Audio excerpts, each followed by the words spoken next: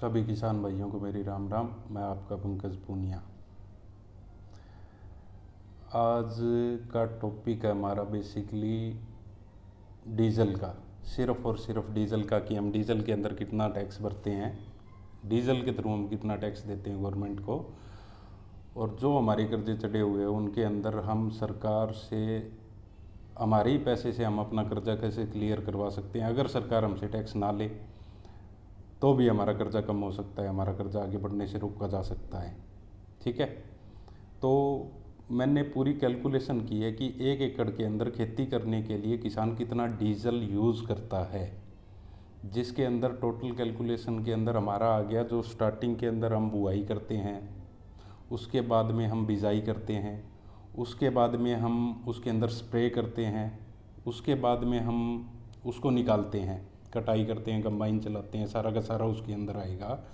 Total कितने litre, उसके बाद में एक फसल होगी, दूसरी फसल, उसके अंदर बुआई, बिजाई, कटाई, स्प्रे सबका, और उसके बाद में जो फसल होती है हमारी मंडी तक लेके आने में कितना डीजल लगता है, और मंडी से जो किसान खाद और स्प्रे सारी की सारी लेके जाता है अपने घर पे, उसके अंदर कितना डीजल लगता है।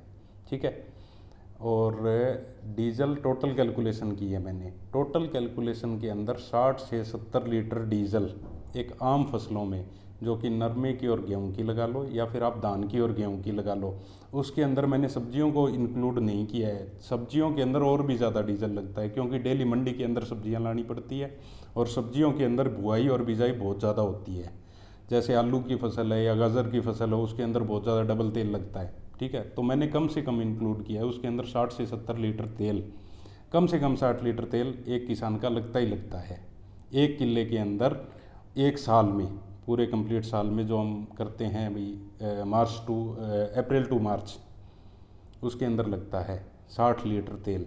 अब बात आ जाती है उसके अंदर हम टैक्स कितना पे करते हैं। टैक्स मैंने कैलकुलेट किया है, जो कि मैंने नहीं देखा है कि सरकारों ने कितना कितना परसेंट लगा रखा है। मैंने डायरेक्ट इंटरनेशनल मार्केट से मैं क्रूड के प्राइस उठाता हूँ और उनके ऊपर फिर मैं टैक्स कैलकुलेट किया है। मैंने पहले भी करके देखी है चीज़ें काफ़ी टाइम।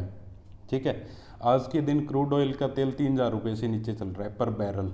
एक बैरल के अंदर 159 लीटर, 159 लीटर तेल आता है एक बैरल में, जिसमें से डीजल और पेट्रोल अलग अलग रिफाइन होता है। ठीक है, 3,000 रुपये पर बैरल, 159 लीटर तेल एक बैरल में आता है। उसके अकॉर्डिंग 18 रुपये 86 पैसे पर लीटर क्रूड ऑयल मतलब कच्चा तेल हमें पड़ता है, 18 रुपये 86 पैसे, जो कि हमें 75-80 रुपये लीटर मिलता है तेल।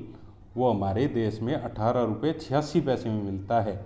कोई भी ऑनलाइन जाके चेक कर लो, मैं आपको साइट बता देता हूँ, moneycontrol.com नाम से एक साइट है, और भी कई साइटें हैं जिनके अंदर आपको ये रेट दिखा दिए जाएंगे पर बैरल। फिर आप गूगल पे सर्च कर लेना एक बैरल में कितना तेल होता है, वो 159 लीटर, 159 लीटर दिखाएंगे। ठीक है, आप कैलकुलेट करके खुद देख सकते हो, मुझे ज़रूरत नहीं है कहने की। उसके बाद में उसमें पंप वाले का कमीशन आता है या सरकार का आता है या कुछ भी आता है, जितना भी आता है। ठीक है, अमूमन जिस टाइम पे हम फसलें निकालते हैं, बीजते हैं, उस टाइम पे 80 रुपये से ऊपर ऊपर होता है डीजल, कम नहीं होता है। अब चल रहा है 75 रुपये 70 रुपये, जितना भी चल रहा है, कहीं 72 रुपये होगा। लेकिन जिस टाइम पे हम फसलें निकालते हैं उस टाइम पे डीजल के प्राइस हाइक हो जाते हैं एकदम से। मान के चलो आप 80 रुपये से ऊपर ऊपर जाएगा ही जाएगा। ये गवर्नमेंट की चाल होती है, उस टाइम पे ज़बरदस्ती महंगा कर देते हैं तेल को। तो 18 रुपये 86 पैसे, आप 20 रुपये मान लेते हैं कि 20 रुपये लीटर तेल पड़ता है, और 80 रुपये हमें बेचा जाता है, मतलब 60 रुपये खाते ही खाते हैं।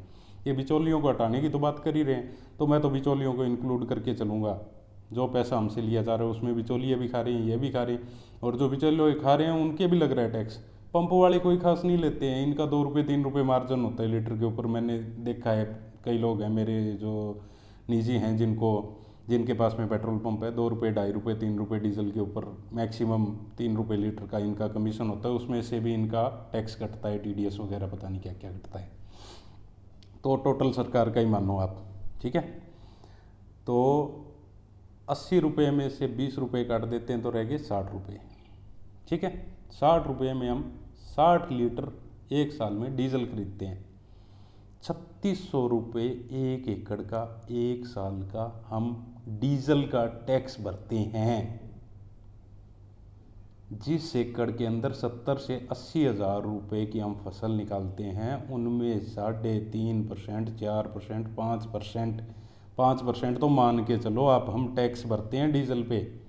अब रही बात, सरकार क्या कहेगी कि डीजल, अगर हम डीजल पे टैक्स ले रहे हैं तो हम रोड बना के दे रहे हैं, हम फैसिलिटी दे रहे हैं, ये दे रहे हैं, वो दे रहे हैं। भाई किसानों को नहीं दे रहे तुम। किसान का ट्रैक्टर खेत में चलता है, रोड पे नहीं चलता। आई समझ में बात? किसान का ट्रैक्टर खेत में चलता है, रोड पे नहीं चलता। 5% मुश्किल से रोड पे चलता है। कब चलता है? तुम्हारा डीजल लेके आने के लिए।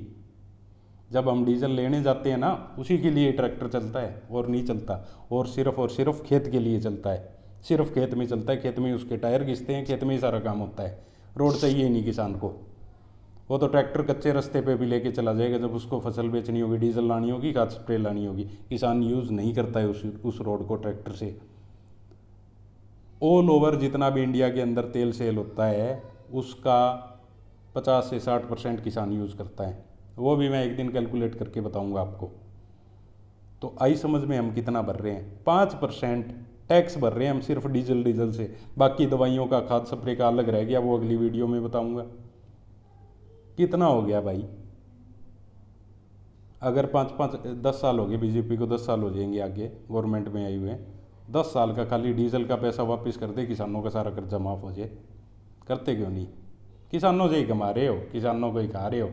एक गाना है वो, साढ़े ही पैसे थे सरकारां चल दिया ने, साड़ियाँ ही गल्लां ले अखबारां पढ़ दिया ने, वो ही चल रहा है हाल।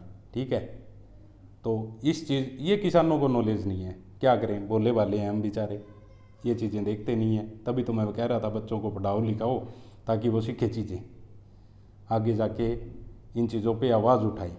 तो आज का मेरा यही टॉपिक है। आज दिन में, कल दिन में मैं बिजी था क्योंकि हमारे आंदोलन चल रहे हैं भाई।